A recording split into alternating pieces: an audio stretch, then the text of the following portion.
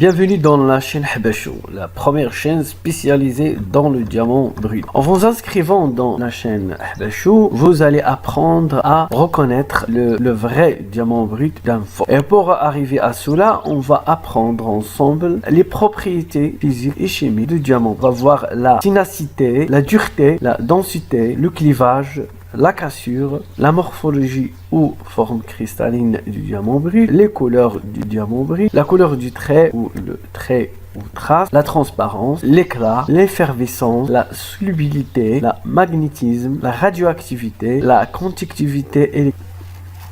Le commerce du diamant est une affaire souvent secrète. Les principes généraux de l'art de faire du commerce de diamant sont considérés ici. J'obtiens beaucoup d'emails de futurs négociants qui veulent devenir des acheteurs de diamants. Beaucoup sont souvent si naïfs au point de rêver avec leurs yeux ouverts. Pour aider les novices authentiques et décourager des rêveurs évidents, je partagerai des tuyaux dans la réalité du commerce de diamants et répondre à la majorité des questions posées. Le commerce du diamant est une affaire souvent secrète et non officielle et organisée le long de ces lignes. Le mineur. Il mine les diamants, le propriétaire du magasin. Il établit le magasin dans la région minière du diamant et approvisionne plusieurs mineurs en échange de diamants qu'ils produisent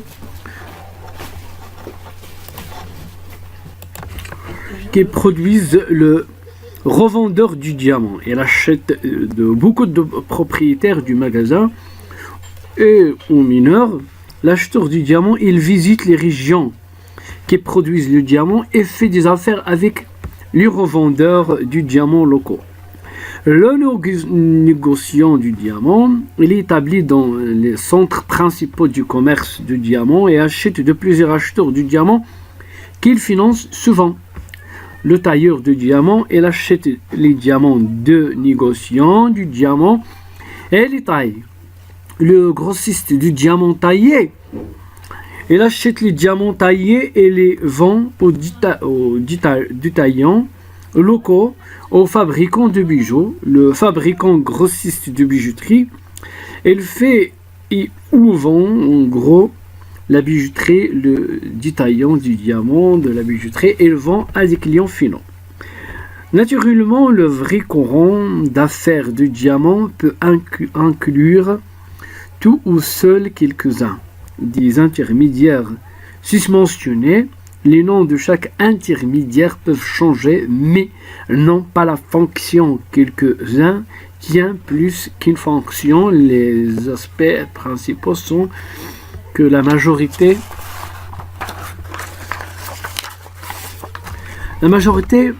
participants dans les affaires du diamant connaissent l'un l'autre et souvent qu'ils font l'affaire sur une secousse de la main qui fait difficile pour un local nouveau venu pour entrer dans le cercle.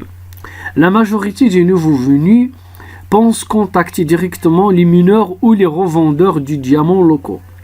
Ils ne savent pas que pour les mineurs ou les revendeurs du diamant, le nouveau venu est un potentiel escroc de la confiance ou un homme d'affaires éphémère qui habituellement promet plus qu'il délivre. Il peut mettre un pistolet à la tête du mineur et s'en aller avec la parcelle ou payer avec une monnaie fausse. Les diamants sont un argent comptant et personne n'a problème pour se débarrasser d'eux et certainement pas à un prix bas à quelqu'un inconnu. J'imagine c'est comme dans le commerce de la drogue, l'associé inconnu peut être plus le problème que le bien.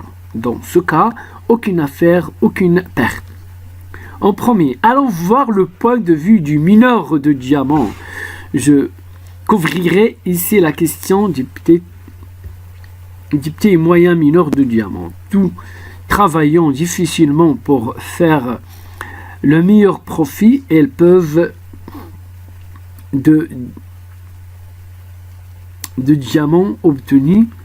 Elles visiteront autant les acheteurs qu'ils peuvent pour recevoir le meilleur prix pour la parcelle de diamants. Souvent, ils auront à vendre la parcelle de diamants à un revendeur. Il aura avancé quelque capital dans l'anticipation d'une future production. Le mineur n'est pas intéressé de permettre à un acheteur de choisir à travers sa parcelle de diamants. Il sait que le meilleur prix sera obtenu quand il négocie la parcelle de diamants entière comme une seule transaction.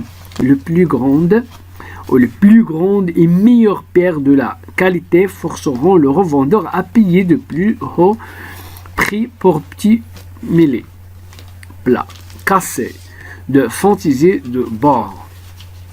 Ce fait devrait refroidir quelques futurs acheteurs naïfs qui pensent qu'ils pourraient choisir de la parcelle de diamant du mineur. Un revendeur achète tout ou rien.